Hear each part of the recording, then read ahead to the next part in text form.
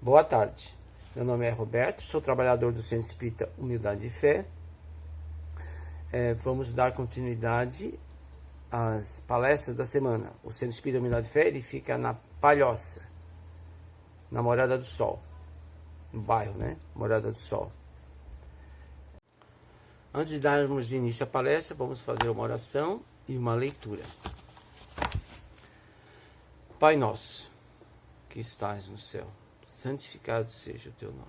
Venha a nós o teu reino e seja feita a tua vontade na terra como em todos os mundos superiores. O pão nosso de cada dia, dai-nos hoje e sempre, Senhor. Perdoa, Pai, as nossas dívidas, assim como nós perdoamos aqueles que nos devem. Perdoa as nossas ofensas, assim como nós perdoamos aqueles que nos ofendem. E não nos deixe cair nas tentações, mas livra-nos, Senhor, de todo o mal. Que assim seja.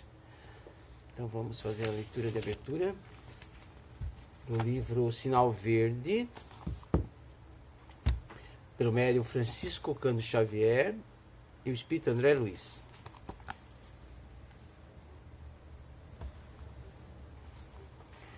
Na via pública.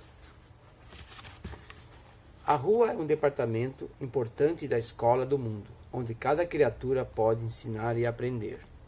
Encontrando amigos ou simples conhecidos, tome a iniciativa da saudação, usando cordialidade e carinho sem excesso. Caminhe em seu passo natural ou dentro da movimentação que se faça precisa. Como se deve igualmente viver sem atropelar os outros? Se você está num coletivo, acomode-se, de maneira a não incomodar os vizinhos. Se você está de carro, por mais inquietação ou mais pressa, atenda às leis de trânsito e aos princípios do respeito ao próximo, imunizando-se contra males susceptíveis de lhe amargurarem por longo tempo. Recebendo as saudações de alguém, responda com espontaneidade e cortesia. Não detenha companheiros na via pública, absorvendo-lhes tempo e atenção, com assuntos adiáveis para momento oportuno. Ante a abordagem dessa ou daquela pessoa, pratique a bondade e a gentileza, conquanto a pressa frequentemente esteja em suas cogitações. Em meio às maiores exigências de serviço, é possível falar com serenidade e compreensão, ainda mesmo por um simples minuto. Ok, então vamos agora à segunda parte, que será da palestra. Então vamos dar início às palestras da semana e vamos basear essa palestra no livro O Ser Consciente, do médium Divaldo Pereira Franco e do espírito Joana de Ângeles. A Joana de Ângeles tem uma coleção psicológica, né, muito interessante, muito instrutiva, que era interessante nós, como estudiosos do espiritismo, ler e nos aprofundar. Ela vem nos trazer muitas ferramentas que nos favorecem a esse nosso desejo evolutivo, nos termos da consciência, né? A felicidade, a tão procurada felicidade, que todos nós sejamos espíritas, católicos, protestantes, ateus, que o ateísmo muitas vezes não tem nada a ver com a descrença em Deus, né? Mas às vezes pela questão de como é colocado esse Deus, as pessoas descreem. Bem poucos são os realmente que são ateus, no sentido mesmo de não acreditar. Mas todos nós, espíritos, sejamos encarnados ou desencarnados, acreditamos em Deus. Allan Kardec nos colocou, até por questões iniciais, para aqueles que não têm muita vivência dentro do espiritismo, que para nós podermos compreender o espiritismo e nos compreender, era interessante, dentro dessa visão mais abrangente do ser humano, né? Que não se restringe a um corpo físico, que nasce e morre e acabou, ou que nasce e morre e não tem mais nenhuma relação com aqueles que ficam. Temos que colocar os princípios espíritas. É interessante a gente, pelo menos, são 5, né? Que muitas pessoas às vezes questionam esses 5, tem uns que acham até que é mais. ou outros, mas Allan Kardec nos colocou que era importante a gente compreendê-los. Principalmente o que é Deus, o que é Deus, o que é Deus em nossa vida, né? Qual a importância, nosso Pai, a imortalidade da alma, que os espiritualistas também acreditam, né? A comunicabilidade dos espíritos, a pluralidade das existências e a pluralidade dos mundos habitados. Na verdade, esses princípios, até se a gente for olhar direitinho, eles estão lá no início do Evangelho. Cada capítulozinho daquele, se a gente for fazer uma análise mais aprofundada, a gente vai perceber que ele se trata desses princípios básicos do Espiritismo, né?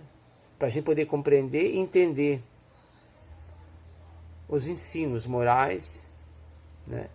Principalmente também, que o mais importante, na verdade, do Espiritismo foi o que os fenômenos espíritas nos trouxeram, que é a nossa imortalidade da alma, que é um desses princípios, mas principalmente a questão da moral, da necessidade de uma reforma moral nossa. Porque o nosso mundo não se acaba no túmulo. Ele continua e volta novamente, posteriormente, através de uma reencarnação. Porque os espíritos nos colocam que a Terra é uma escola. E cada vez que a gente reencarna aqui, é como se voltássemos para a sala de aula para aprendermos algo mais. Somos como um diamante com várias facetas, onde cada faceta daquela tem que ser trabalhada pelo ourives, né? Então, ou a pedra do rio, né? Aquela pedra bem lisinha, que no início ela era bem cheia de pontas, e depois, por uma pegar na outra, foi alisando. Somos como se fossem esses materiais, né? Então, essas nossas dificuldades, a qual nós passamos ainda, elas são importantes para esse alisar, para moldar essa faceta desse diamante. Somos criados por Deus, somos filhos de Deus. Portanto, temos a perfeição em nosso interior. Deus não produz, não cria nada imperfeito. Nada. Nada foi criado por Deus imperfeito. Perfectível fomos nós criados. Mas Deus nos botou uma semente em nós, vamos pensar assim, né? De sermos perfeitos. Podemos um dia chegar a espíritos puros como Jesus, ultrapassar a Jesus. Allan Kardec perguntou quem era Jesus, né? O que era Jesus para nós? E os espíritos nos respondem que era o nosso modelo, o principal modelo, a qual nós deveríamos seguir. Então, mas o melhor, ele nos colocou que foi o espírito mais evoluído que reencarnou na Terra. Ele nos servia de modelo. Mas sabemos nós que existem outros espíritos muito mais evoluídos que Jesus. Jesus, por exemplo, é o governador do planeta Terra, né? É o responsável pelo planeta Terra. Mas a gente sabe que o planeta Terra faz parte de um sistema solar.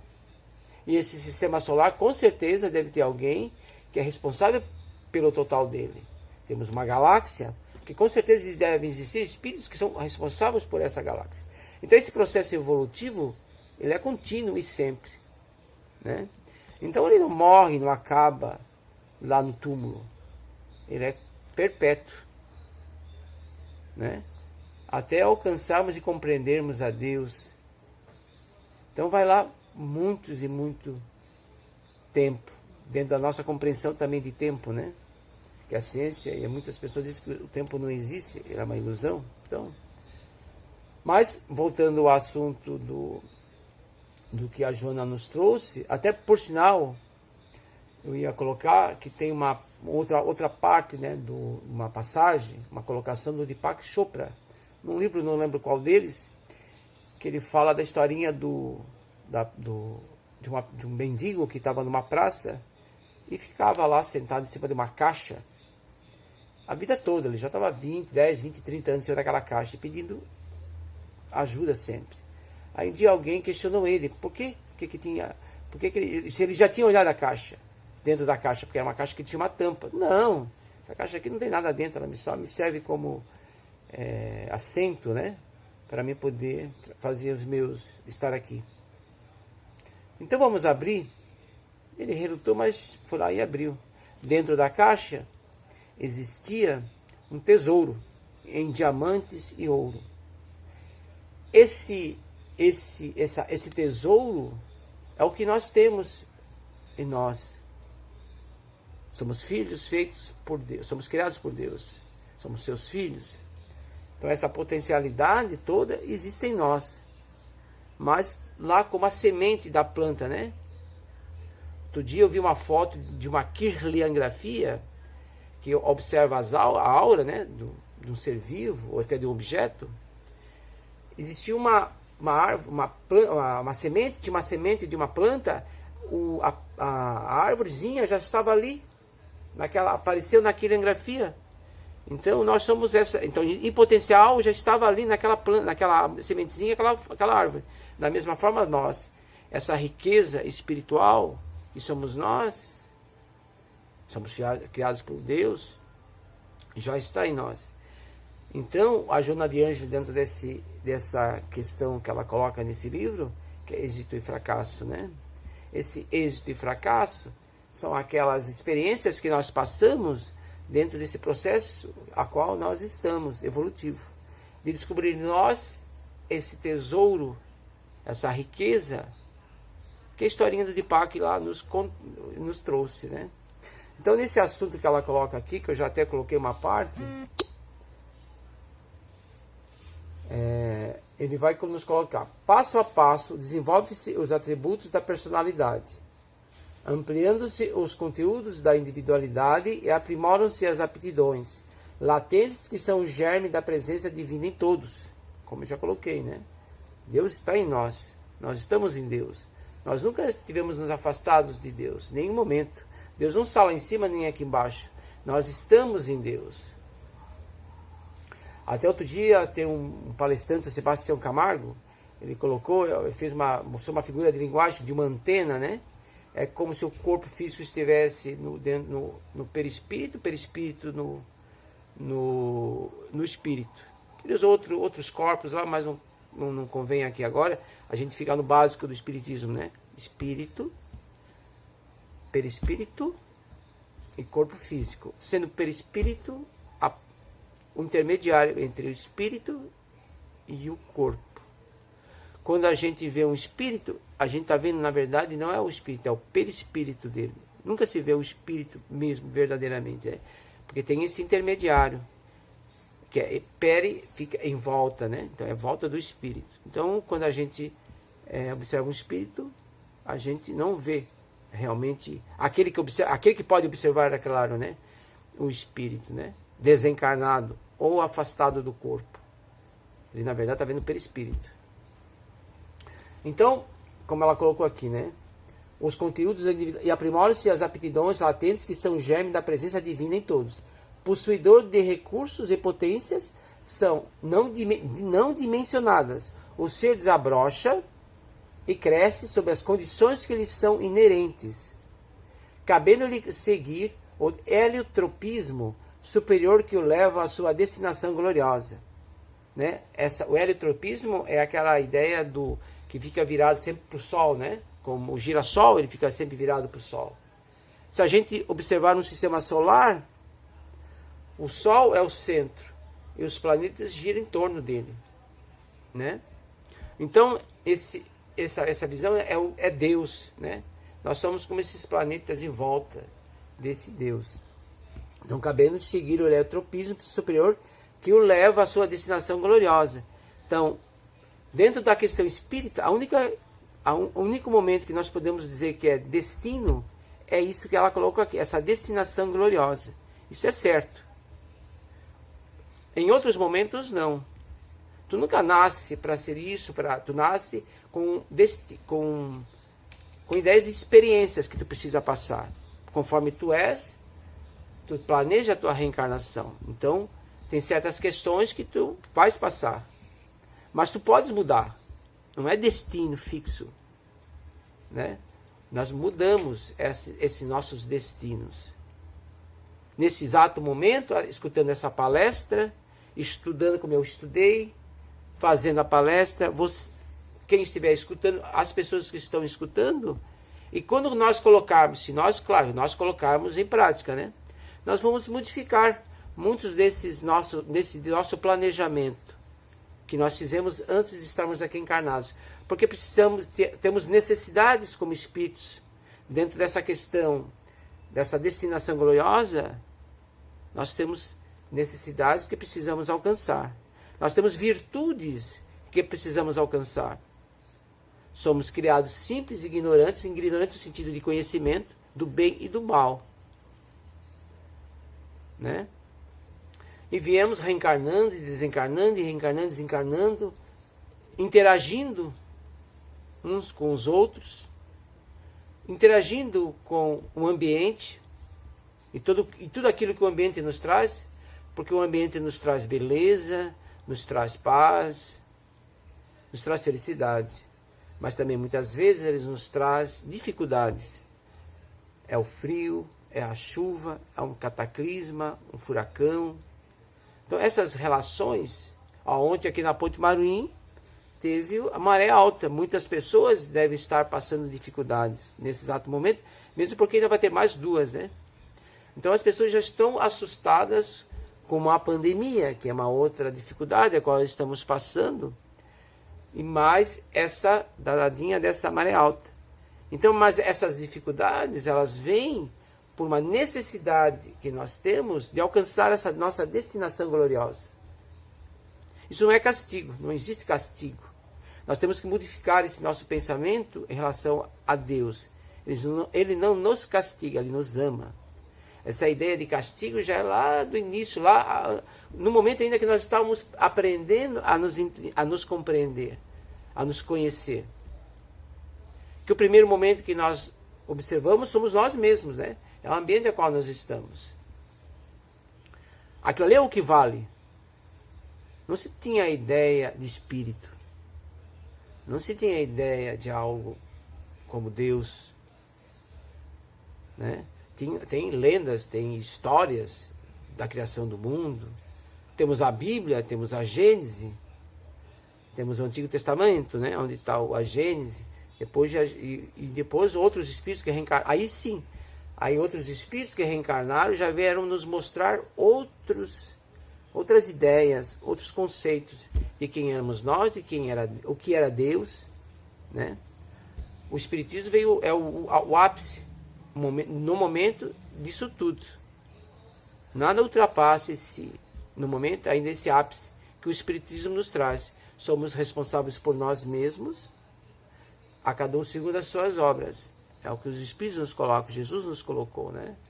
A cada um segundo as suas obras. Então somos responsáveis. Então tudo aquilo que venha para nós como experiência é importante. A nossa vida, ela é baseada nas leis de Deus, que faz parte a terceira parte do Livro dos Espíritos, né? E que nos é colocado que quando a gente se afasta dessas leis, a gente começa a sofrer. Nós temos esse gerenciamento divino. Temos o nosso livre-arbítrio. No momento que nós, como espíritos, alcançamos o livre-arbítrio, no momento que nós, como espíritos, alcançamos a inteligência e a consciência de nós mesmos e a consciência do próximo. O outro conceito que veio depois, a consciência de um Deus, porque a gente começou a observar a natureza e vermos que algo teria que ter criado, porque é muita inteligência. É muito inteligente as relações, né? Mas somos responsáveis, então, pela nossa obra.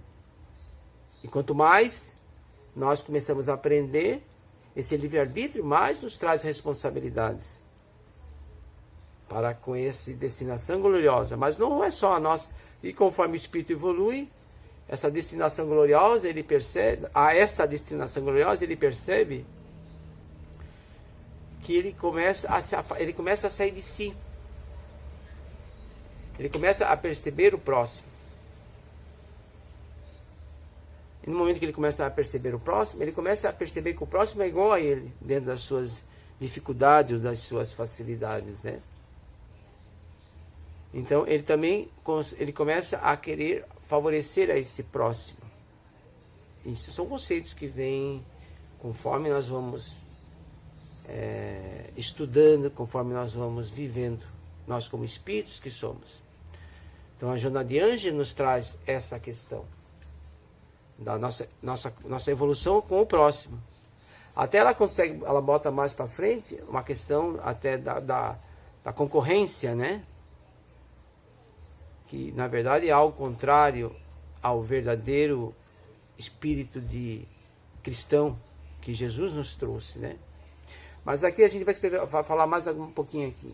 Impregnado pelas partículas e moléculas materiais que houvesse enquanto reencarnado, não raro a visão do êxito apresenta-se-lhe distorcida, caracterizando-se como o deleite contínuo resultante dos prazeres hedonistas. Prazeres hedonistas são a busca incessante pelo prazer como bem supremo, que a posição social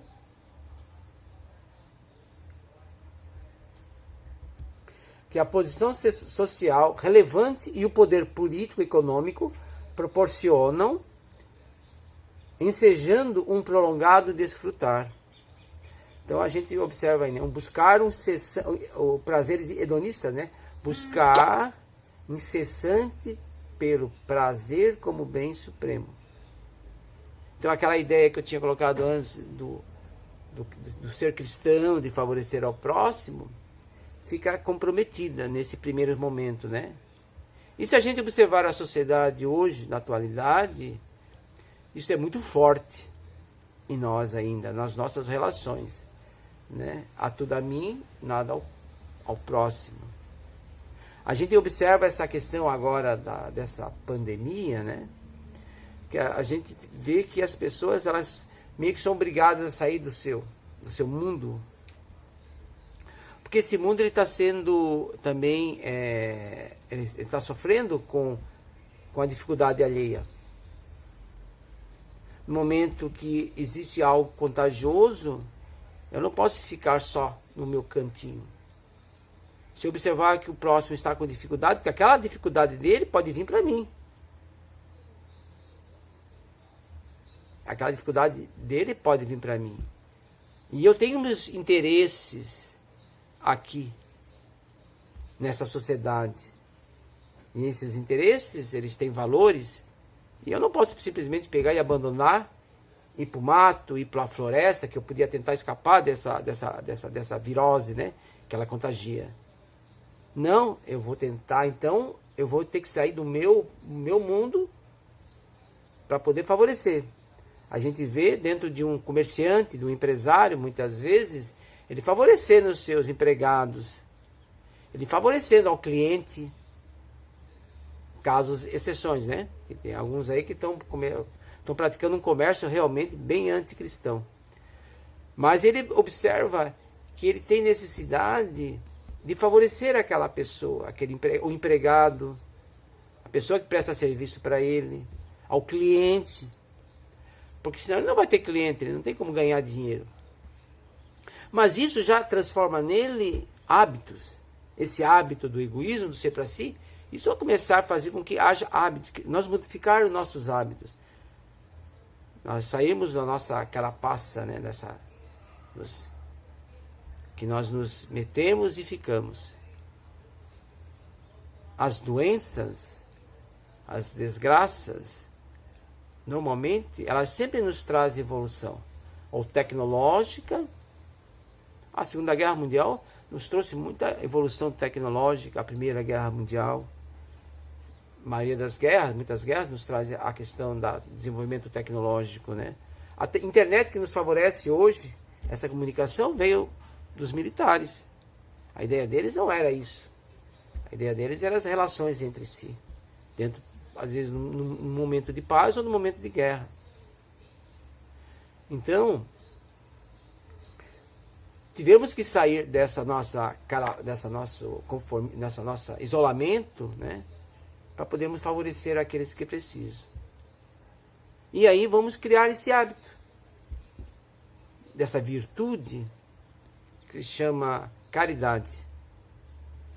Qual é a mais meritória de todas as virtudes? A caridade. E o que é a caridade? A caridade segundo Jesus, que é a indulgência, a benevolência e o perdão.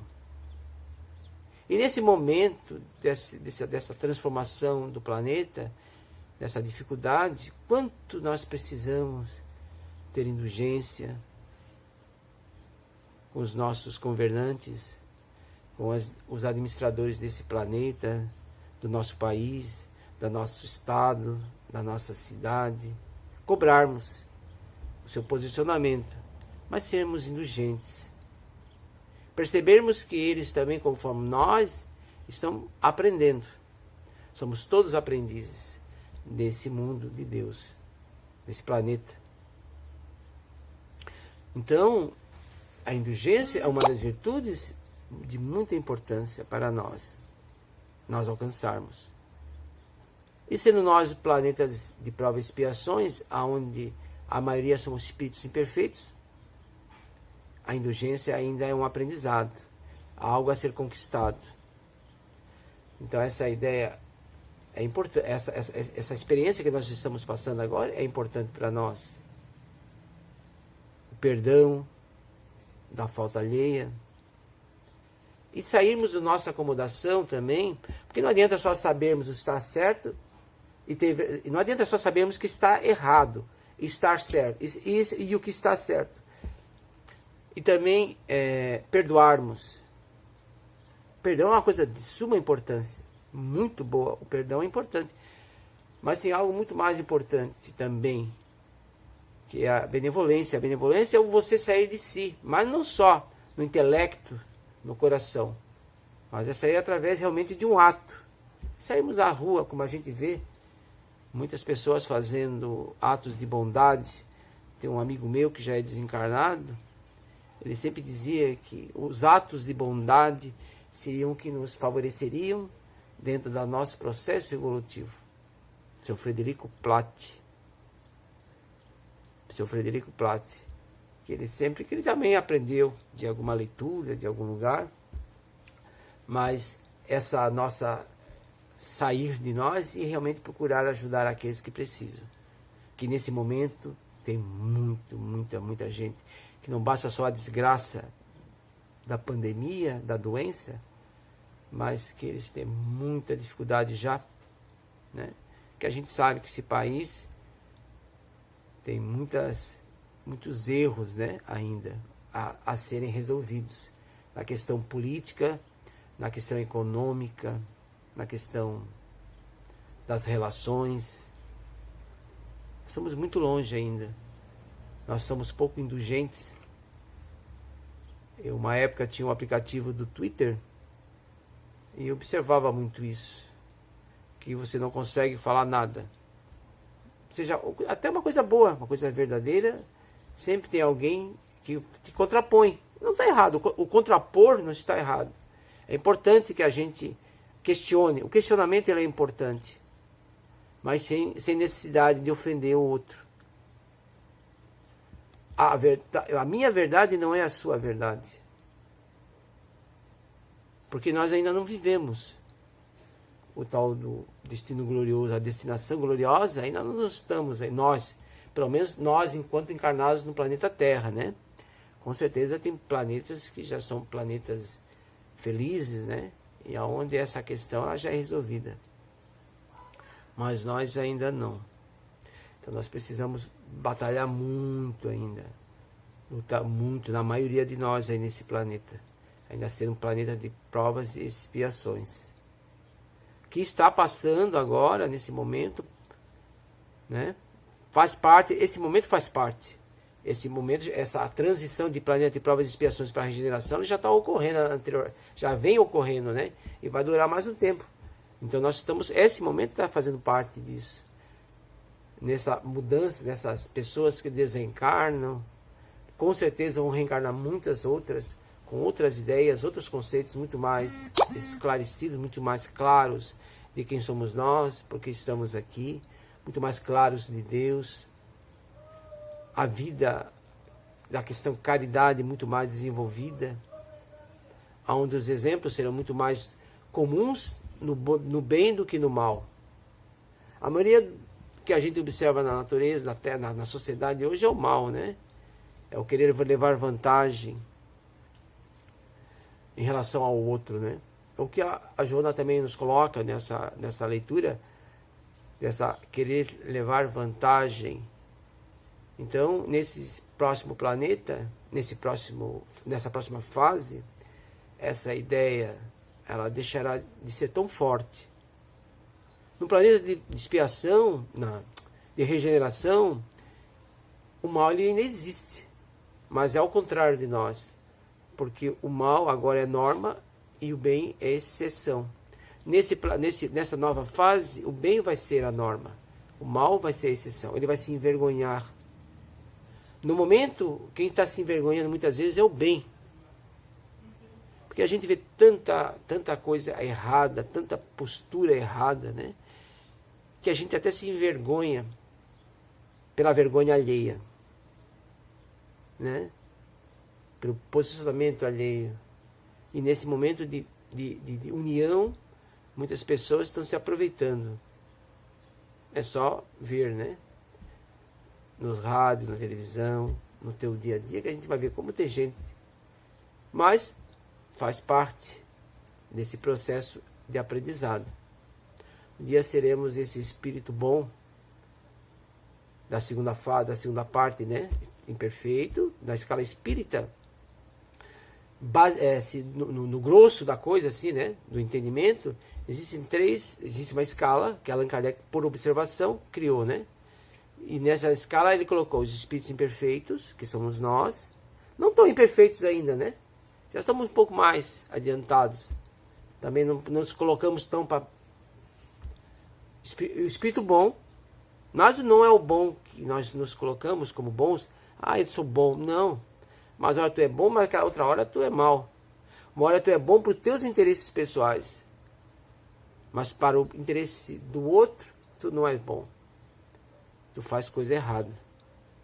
No momento que tu fores bom, tanto para ti como para o próximo, no momento que nós observarmos na nossa família genética, sanguínea, que não é a nossa família principal, mas é a família humanidade, né, nós já seremos espíritos bons.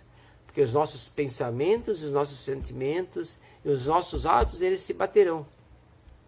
Ainda existirão necessidades da prova, como eu coloquei, né? Mas ainda já seremos espírito bom. O espírito bom já não pensa no mal, ele pratica o bem. E depois seremos espíritos puros, como Jesus, né? Que já não faz mais o mal. Ele já é reencarnado, ele já não erra. O espírito bom ainda comete erros. O espírito puro não comete, reencarna e não precisa de alguém falar para ele sobre a lei de Deus. A lei de Deus já está nele. Ele já vive essa lei de Deus. Nós ainda imperfeitos que somos, o espírito bom ainda à procura da perfeição, né? Ainda precisamos muitas vezes de alguém nos chamar a atenção sobre essas leis. Para nós vivermos em perfeita comunhão, um com o outro e com Deus. No momento que nós conseguirmos viver nessa comunhão com Deus e com o nosso próximo, observar no próximo Deus que habita em nós, seremos felizes. E a riqueza que a gente tanto procura, essa é a nossa verdadeira riqueza. Podemos estar em qualquer momento da nossa vida, doentes, falidos, mas seremos felizes e seremos gratos a Deus. Tem muitas pessoas que têm a riqueza, mas riqueza mesmo, e se rebelam contra Deus, não se resignam para as suas dificuldades, não se resignam para a dificuldade da esposa, do filho, que ainda é espírito precisando de ser ajudado. Ele critica, ele ofende, ou o próximo, ou o governante, o seu empresário, o seu patrão, né? Nós ainda não conseguimos viver bem. A doença lhe aflige. espírito dentro dessa envergadura, de já compreender que esse momento, a riqueza realmente não é essa, não é a riqueza material que vai te dar paz de espírito, ele pode estar em qualquer momento, ele vai estar sempre em paz. Esse momento de pandemia ele estará em paz. Será aquelas pessoas que estarão lá na frente de batalha a lutar pelo próximo, porque sabe que o próximo precisa dele. E temos que colocar isso em nosso viver, temos que colocar isso em nosso dia a dia, como espíritos eternos que somos.